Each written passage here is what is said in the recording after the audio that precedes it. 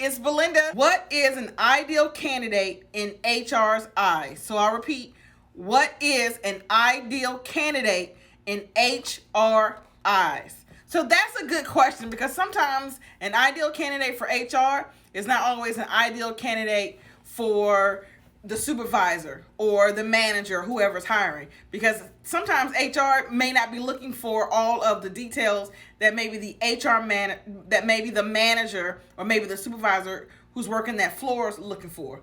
But a good candidate that HR is looking for, someone who meets all the qualifications on their resume, someone who has the experience qualifications on their resume, someone who can find their contact information readily, because a lot of times people contact information for some reason. Some of these new format of resumes, you have to search the pages to try to find their email address or their phone number, which is not ideal. You should not have to chase down look somebody's contact information, but with their contact information is readily at the interview. Someone who shows up on time meaning early, not on time, but early. Even if it is a Zoom or video interview, that you still show up early.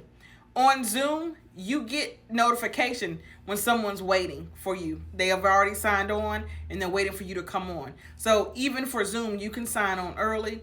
Someone who comes to the interview early.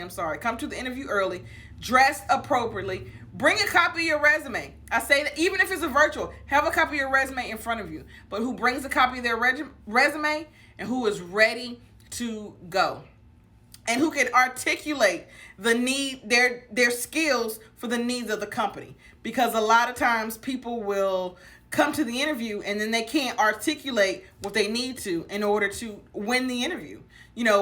People need to remember, at the interview, you are a stranger.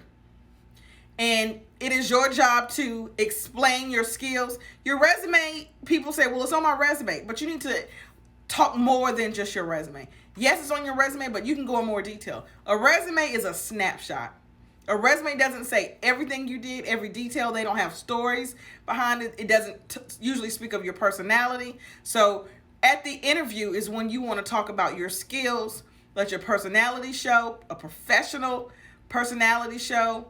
Make sure that you are articulating that you can do the job and the experience that you've had or the education that you had to be able to do the job.